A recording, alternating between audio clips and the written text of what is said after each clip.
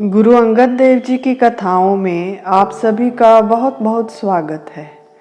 भाई गुज्जर नाम का एक सिख खडूर साहिब के पास फतेहाबाद में रहता था। पेशे से वह लोहार था।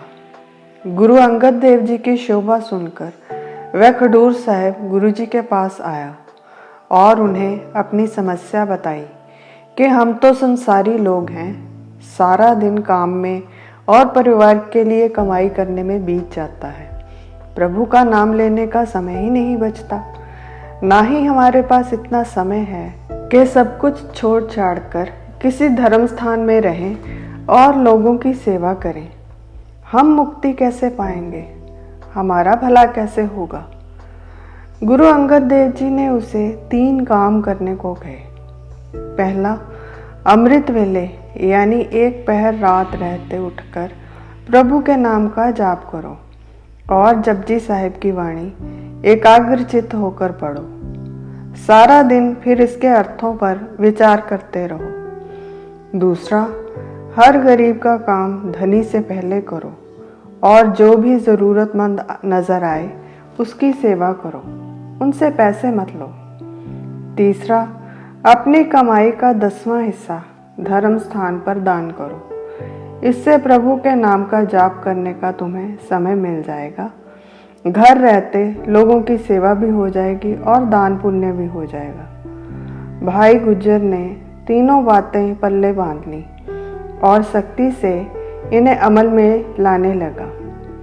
धीरे धीरे पूरे गांव और आसपास के इलाके में उसके बारे में मशहूर हो गया कि भाई गुज्जर किसी को खाली नहीं लौटाता, सभी की मदद करता है। एक बार कुछ ऐसा हुआ कि कुछ साधु घूमते हुए भाई गुज्जर के गांव में आ गए और भिक्षा मांगने लगे। लोगों को उनका आना ठीक न लगा और राजा के पास जाकर शिकायत कर दी कि यह लोग हमारे कामों में विघ्न डालते हैं। राजा ने उन सभी सन्यासियों को बंदी बना लिया और बेड़ियां पहनाकर बंदी खाने में डाल दिया। उस समय साधुओं के पास बहुत रिद्धियां सिद्धियां हुआ करती थी। उन साधुओं ने रात में बैठकर ध्यान लगाया, जिससे बंदी खाने के सभी दरवाजे अपने आप खुल गए। वह सभी साधु वहां से भाग निकले और सीधा भाई गुज्जर के पास आ गए, क्योंकि वह अभी भी बेड़ियों में बंधे हुए थे। भाई गुज्जर के उदार स्वभाव के बारे में वे जानते थे। उन्होंने भाई गुज्जर से कहा कि प्रभु के वास्ते हमारी बेड़ियां काट दो, तुम्हें जमदूत फाही नहीं डाल सकेंगे, हम निर्दोष हैं। भाई गुज्जर ने मन में विचार किया कि इन्होंने तो प्रभु का वास्ता दे दिया, अगर इनकी सहायता की तो हो सकता है कि राजा मुझे भी बंदी खाने में डाल दे। परंतु फिर भी गुरु का हुक्म याद आया कि हर आए गरीब की सेवा करनी। अब राजा का हुक्म बड़ा है या मेरे गुरु का? तो भाई गुज्जर ने अपनी परवाह किए बिना उन सब की बेड़ियां काट दी और उन्हें भोजन करवाकर सुरक्षित स्थान पर पहुंचाने में भी सहायता की। उन सभी साधुओं ने खुश होकर भाई गुज्जर जी को भूतकाल और भविष्य काल जानने की विद्या प्रदान की।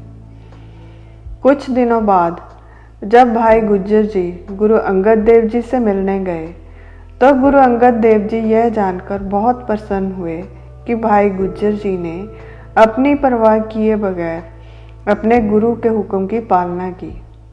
गुरु अंगद देव जी ने इतनी कृपा की कि भाई गुज्जर जी के वज्र कपाट खुल गए और वह जीते जी मुक्त हुए। आज के लिए इतना ही। फिर मिलेंगे एक नई वीडियो के साथ। तब तक के लिए विदा। आपको ये वीडियो कैसी लगी कमेंट सेक्शन में ज़रूर बताइएगा। लाइक, सब्सक्राइब और शेयर करना ना भूलें। अनजाने में हुई किसी भी भूल के लिए हृदय से क्षमा और मेरी इस वीडियो को अपना अमूल्य समय देने के लिए आप सभी का बहुत बहुत धन्यवाद।